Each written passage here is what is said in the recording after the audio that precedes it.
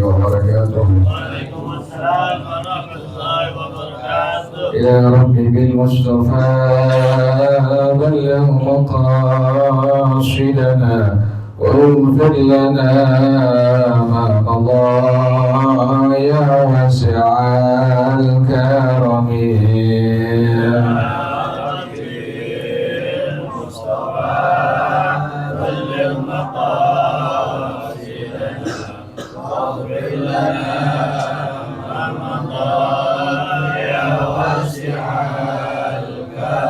لم يهدل قد ضاها مطلقا أبدا وما تثاءب أصلا في مدى الزمن. يا ربي بالمصطفى بلغ مقاصدنا واغفر لنا ما مضى يا واسع الكرم. إن الدوام فلم تهرب وما وقعت ذبابة أبدا في جسمه الحسن. يا ربي بالمصطفى بلغ مقاصدنا واغفر لنا ما مضى يا واسع الكرم. بقلبه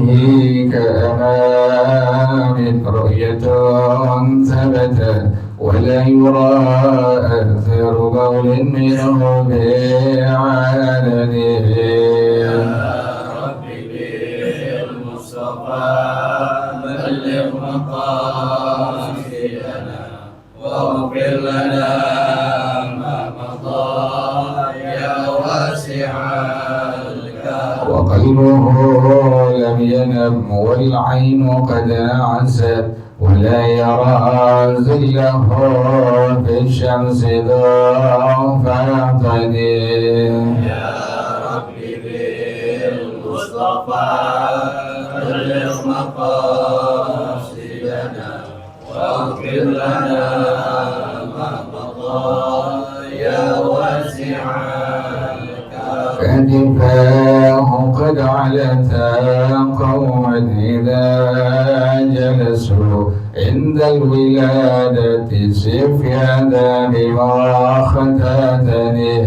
يا ربي بالمصطفى بلغ مقاصدنا واغفر لنا ما مضى يا واسع الكرم. هذه الخصائص فاحفظها تكون آمنا من شر نار وسراق ومن محن. يا ربي بالمصطفى بلغ مقاصدنا واغفر لنا ما مضى يا واسع الكرم. مولاي صل وسلم دائما ابدا على حبيبك خير الخلق كلهم. يا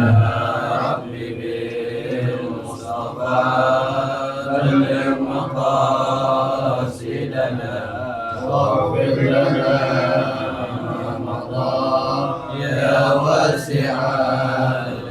محمدا سيد الكونين والثقلين والفريقين من عرب ومن عجم. يا ربي بالمصطفى بلغ مقاصدنا واغفر لنا ما مضى يا واسع الكرم.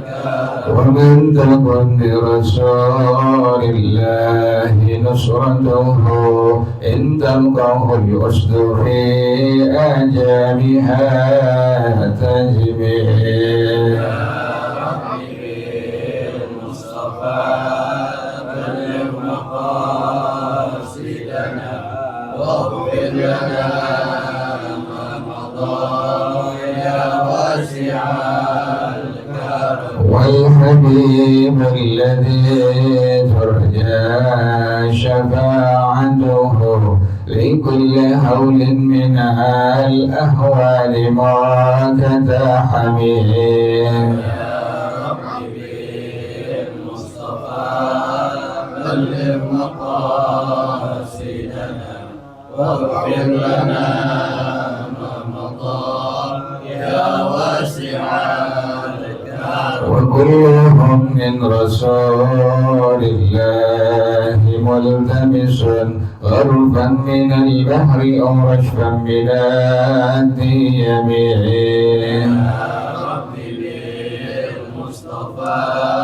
بلغ مقاصدنا واغفر لنا ما مضى يا واسع الكرم. يا نفس لا تقنطي من زلة عظمت إن الكبائر في الغفران كاللام به.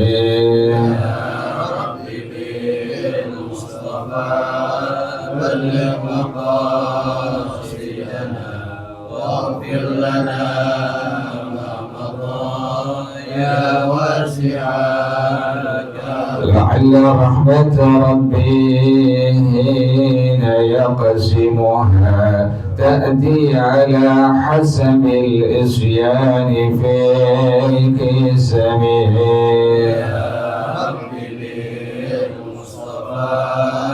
بلغ مقاصدنا واغفر لنا ما مضى يا واسع الكرم. مولاي صل وسلم دائما أبدا على حبيبك خير الخلق كلهم.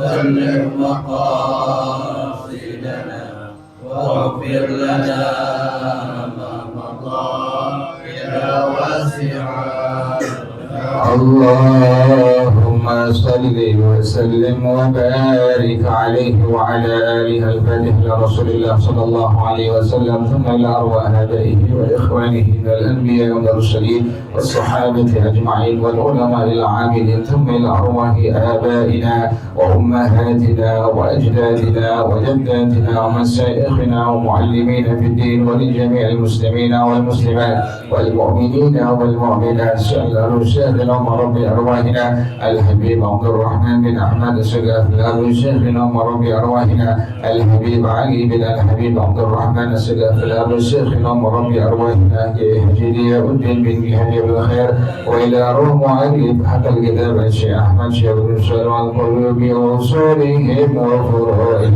أن الله يتغشاهم بالرحمة والمغفرة، أن الله يغفر لهم ويرحمهم ويعلي درجاتهم الجنة ويعيد علينا من بركاتهم وأسرارهم وأنوارهم وعلومهم ونفحاتهم وكراماتهم وإمدادهم بالدين والدنيا والآخرة. الفاتحة لهذه النية وعلى كل نية صالحة جالبة لكل خير دافعة لكل شر، وإلى حضرة النبي محمد صلى الله عليه وآله وصحبه وسلم. الفاتحة.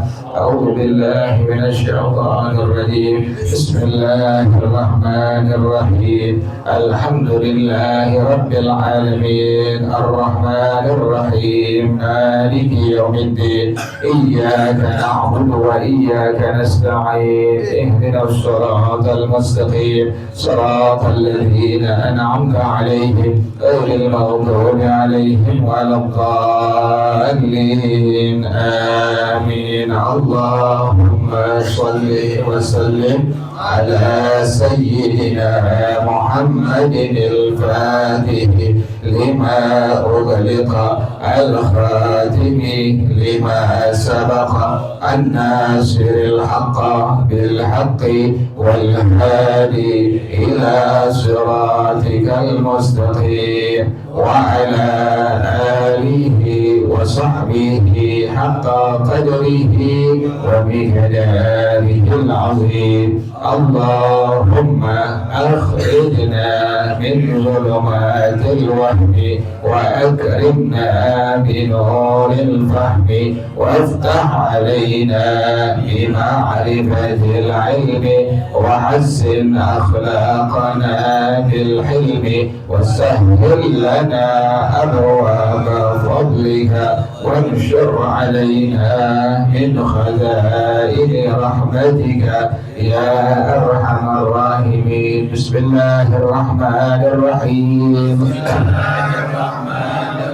الحكاية 59 بعد 100 في أسباب عدم التقدم في غير أوانه.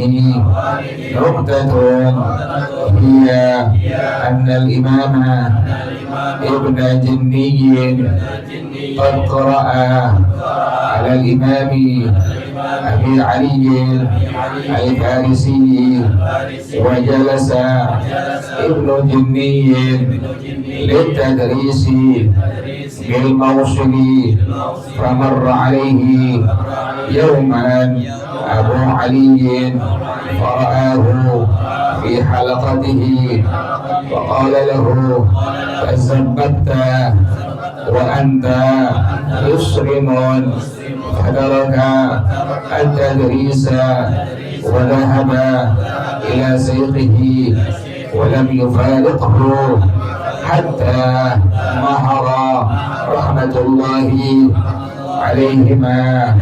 والله أعلم بالصواب. بسم الله الرحمن الرحيم. الحمد لله رب العالمين، والصلاة والسلام على أشرف الأنبياء والمرسلين وعلى آله وصحبه أجمعين. قال شيخ الإمام المؤلف رحمه الله وأدام النفع به بركات عظامه وبكم في الدارين آمين. قال رضي الله تعالى عنه. بسم الله الرحمن الرحيم. الحكاية 59 بعد 100. Hikayat yang ke-159 fi asbabi adami taqaddumi fi ghairi awani, tentang sebab-sebab enggak boleh kita untuk tampil di hadapan orang banyak sebelum waktunya. Makanya ada istilah matang itu matang pohon, ada istilah matangnya matang perman. Perman itu matang di mana? Matang di beras. Jadi buah belum waktunya matang, kemudian dipaksain matang, dipetik. Jadi ini buah masih belum matang, dipetik dari pohonnya, kemudian dipaksakan matang di dalam beras, dibilang diperem ya. Nah, ada buah yang matangnya matang pohon, ada buah yang matangnya matang perman. Enakan mana itu? Enak matang pohon, manisnya beda, semua bisa berbeda. Makanya ada ungkapan ini, fi asbabi adami taqaddumi fi ghairi awani. Kalau istilahnya Habib Rahman tuh ayam piik udah kekoruyuk. Ayam piik udah apa? Kekoruyuk. Artinya belum waktunya. Sekarang udah banyak kayak begitu. Ini ulama lain tulis di kitab ini ada nih. Istilah ayam piik kekoruyuk sebelum apa? Sebelum waktunya. Nuqtatun, ini sebuah cerita yang mengandung satu pelajaran yang sangat luar biasa. Nuqtah namanya, masalah latifah. Hiya annal imam ibn Jinniyin, bahwasanya salah seorang ulama yang bernama al-imam ibn Jinni qad qara'a 'ala al-imam Abi Ali al-Farisi, sungguh dia telah membaca kitab, artinya belajar di hadapan gurunya Al-Imam Abu Ali Al-Farisi. Jadi Al-Imam Ibnu Jinni itu seorang ulama, punya guru namanya Al-Imam Abu Ali Al-Farisi. Dua-duanya ada di kota Irak. Jadi dua-duanya ada di negara Irak. Makanya dari dulu sampai sekarang itu Irak dan Iran terkenal banyak ulama di dalamnya tuh. Dari dulu sampai sekarang Irak dan Iran itu terkenal banyak ulama di dalamnya. Tapi yang menonjol di Irak adalah Ahlus Sunnah wal Jamaah. Di Iran yang menonjol adalah Syiah. Tuh sebenarnya dua-duanya ada. Di Irak Ahlus Sunnah wal Jamaah ada, Syiah pun ada. Di Iran Syiah pun ada, Ahlus Sunnah wal Jamaah pun ada. Tuh sama kayak Indonesia. Kalau Indonesia parah, Indonesia semuanya ada. Nah ini dua ulama ini, Al-Imam Ibnu Jami dengan Al-Imam Abu Ali Al-Farisi, dua-duanya ulama. Nah muridnya namanya Al-Imam Ibnu Jami, gurunya namanya Al-Imam Abu Ali Al-Farisi. Belum kelar belajar dengan Al-Imam Abu Ali Al-Farisi, wajalasa Ibnu Jinni litadrisi bil Mausil. Al-Imam Ibnu Jinni duduk ngajar di kota Mosul. Belum kelar belajar nih, masih dalam tahap apa? Masih dalam tahap belajar, tapi sudah maksakan diri untuk apa? Untuk mengajar tuh. Itu namanya matangnya belum waktunya, tapi diperem tuh, ya. Famarra alaihi yawman Abu Aliin, maka satu hari pas dia lagi ngajar, lewat gurunya Al-Imam Abu Ali Al-Farisi. Fara'ahu fi halaqatihi. Al-Imam Abu Ali ngeliat ini muridnya Al-Imam Ibnu Jinni lagi ngajar di halaqah. Halaqah itu kayak kita sekarang ini bunteran pengajiannya. Dulu kan bikin halaqah tuh, bikin bunteran pengajian. Dilihat nih muridnya lagi ngajar di situ. Faqala lahu, maka gurunya Imam Abu Ali Al-Farisi negor ini muridnya, tazabbabta, engkau udah berani bicara, berani ngajar di hadapan orang banyak, wa anta hisrimun, sementara ini engkau adalah sebuah buah yang belum matang. Sindiran ya, hisrim itu buah yang belum matang, yang belum matang, sindiran. Makanya kata Dr. Rahman itu, sekarang banyak ayam piyik yang udah apa? Udah kokoroyo.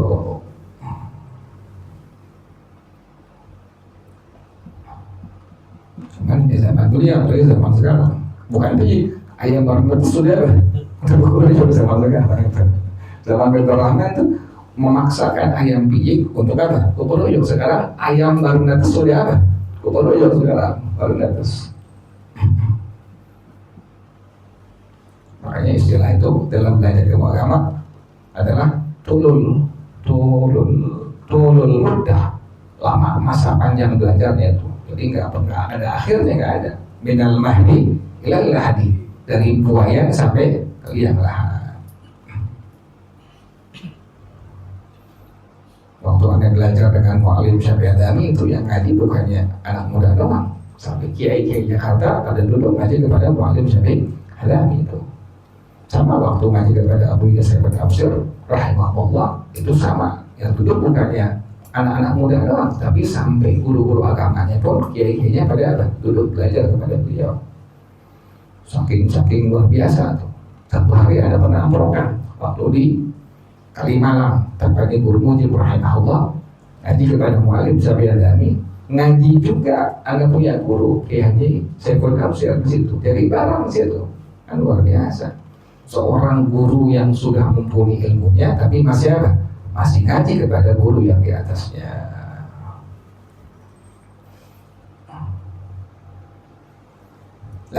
Jadi pas Al-Imam Ibnu Jinni dia ngajar, kita oleh gurunya Al-Imam Abu Ali Al-Farisi, tazabbabta wa anta hisrimun, engkau udah berani bicara banyak di hadapan orang banyak, ngajar maksudnya, sementara engkau ini buah yang belum apa? Yang belum matang, hisrim namanya. Wa anta hisrim. Setelah ditegur oleh gurunya, nggak ngambek kagak ini. Kalau sekarang ngambek, dia nggak ngambek nih. Al-Imam Ibnu Jinni nggak ngambek. Pas gurunya tegur, apa yang beliau kerjakan? Kata rakyat tadris, langsung beliau nggak ngajar lagi sejak itu. Sejak gurunya negor, tazabbabta wa anta hisrimun, engkau ini udah banyak bicara di hadapan orang banyak, artinya ngajar sementara engkau adalah buah yang belum matang. Dia langsung rakyat tadrisa, ditinggalin ngajarnya itu. Yang setelah itu wadahaba ila shaykhihi wa lam yufariqhu hatta mahram, dan dia pergi kepada gurunya Al-Imam Abu Ali Al-Farisi, dia tinggalin ngajarnya dan dia belajar kepada gurunya dan tidak dia pisah kepada gurunya hatta mahram, sampai dia pandai, sampai dia cerdas, sampai dia pintar. Tuh orang dulu begitu ya, gurunya tegur terima. Orang sekarang ngambek nggak? Ngambek. Langsung nggak ngaji lagi.